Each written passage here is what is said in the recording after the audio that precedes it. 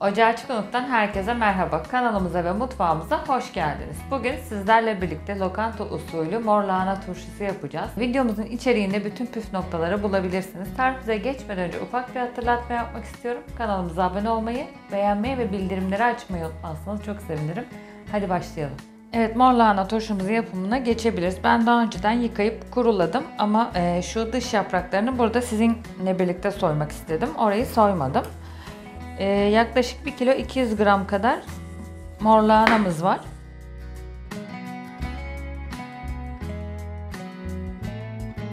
Bunu böyle bir kere yapıp günlerce tüketebilirsiniz. 4-5 hafta buzdolabında bozulmadan saklayabilirsiniz. Videonun ilerleyen bölümlerinde size küçük bir sırrını da vereceğim. Nasıl parlak bir mor lahana turşusu elde edebilirsiniz diye.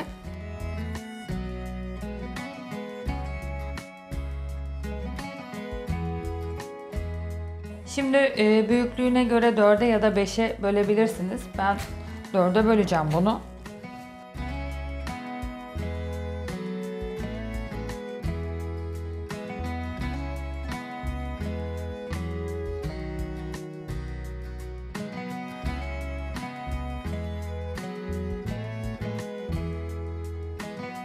Dört parçaya ayırdık. Şimdi doğrama işlemine geçeceğiz. Bu aşamada mutlaka ellerinizde eldiven takın. Çünkü mosmor bir ellere sahip olursunuz eldivensiz yaparsanız. Evet, eldivenlerimizi de taktığımıza göre artık doğrama işlemine başlayabiliriz. Çok kalın olmayacak şekilde şöyle ince ince doğruyoruz.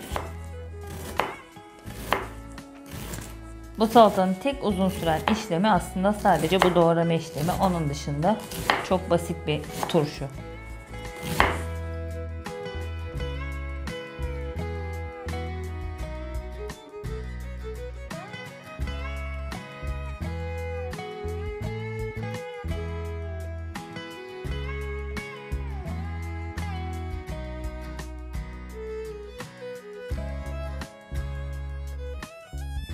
Evet, doğrama işlemimiz bitti. Şimdi tuzunu ilave edeceğiz. Ve özellikle videonun başında bahsettiğim gibi parlaklığı veren o gizli maddeyi koyacağız içine. Ve çok güzel bir mor lahana turşumuz olmuş olacak. Evet, şimdi ilk önce 2 tatlı kaşığı kadar tuzumuzu ekliyoruz. Tuzu bilmeyenimiz yoktur bu turşunun içinde. Daha sonra bahsettiğim o parlaklık verecek olan son maddeyi ekliyoruz. O da 2 tatlı kaşığı kadar toz şeker. Toz şeker olur mu demeyin. Gerçekten çok güzel bir parlaklık veriyor. Ve öyle şeker bir tadı da almıyorsunuz. Zaten sirke ekleyeceğimiz için de fermente olmasını da hızlandırmış oluyor. Evet, şimdi yavaş yavaş ovuyoruz. Tuzla birlikte yumuşamasını sağlayacağız. Siz daha geniş bir kasenin içinde de yapabilirsiniz. Ama zaten şimdi oldukça bu küçülecek, azalacak. O yüzden benim için bu kase yeterli.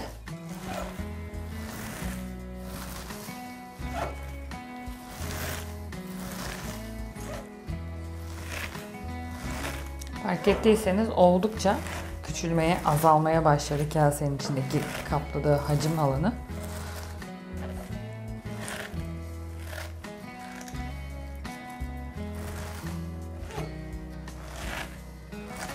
Ve neden eldiven takım dediğimi de buradan anlayabilirsiniz. Eldivenler bile mosmor oldu. Bir de etrafa dökmeden yapabilsem aslında en güzel olacak ama mutfakta o kadar vakit geçirmemize rağmen dökmek en büyük hobim sanırım. Evet, gittikçe küçülmeye başladı. Şeker, tuz birbirine karıştı. Videomu buraya kadar izlediyseniz mutlaka abone olun. Yorum yapın. Hatta denerseniz fotoğrafı da bizle paylaşırsanız çok mutlu oluruz.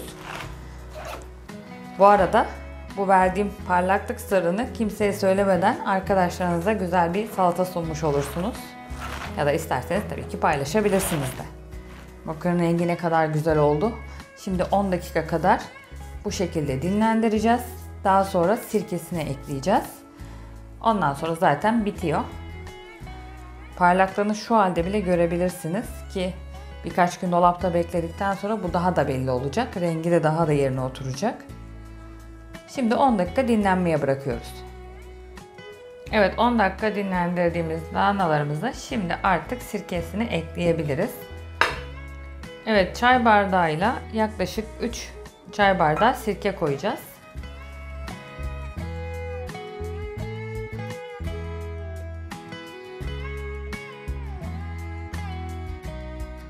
Evet, sirkemizi koyduktan sonra yine şöyle birazcık ovalıyoruz. Daha sonra kavanozlama işlemine geçebiliriz.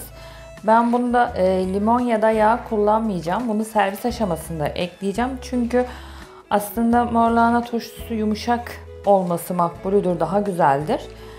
Limon koyduğumuz zaman genleşiyor, sertleşme oluyor. Yağ eklediğimiz zaman da çok fazla yumuşuyor. O yüzden servis aşamasında bu ikisini eklemek daha doğru.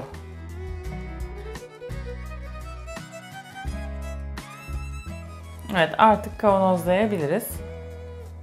Ben hem elimden hem de kaşıktan yardım alacağım.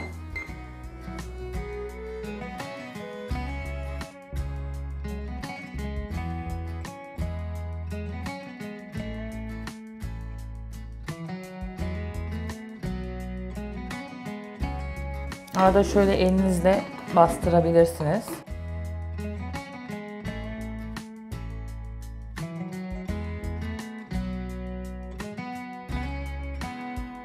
Sıra geldi ikinci kavanoza.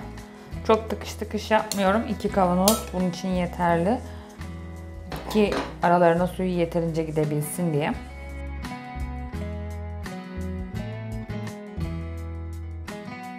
Evet, bu çıkan suyumuzu da ikisine eşit bir şekilde paylaştırmaya çalışacağız.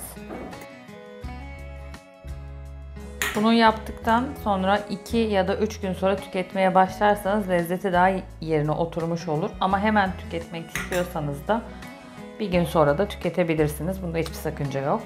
Böyle yapıp dolaba atabilirsiniz. 4-5 hafta kadar tazeliğini koruyor ve bozulma olmuyor kesinlikle. Ve mor lahana B12 vitamini açısından da oldukça yüksek bir değere sahip. O yüzden bence bol bol tüketmeliyiz. Evet, turşularımız hazır. Ben bir gün sonrası servis edip size onu da birazdan göstermiş olacağım. Bu şekilde dolapta güvenle muhafaza edebiliriz.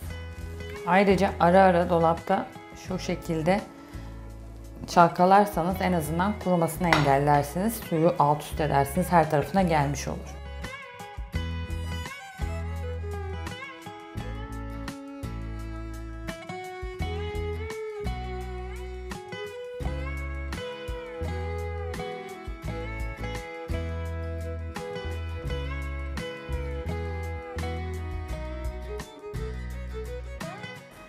Evet, mor lahana turşumuzun bir gün sonraki hali gördüğünüz gibi oldukça parlak ve rengi çok güzel yerine oturmuş ki 2 gün sonra daha da rengi yerine oturacak.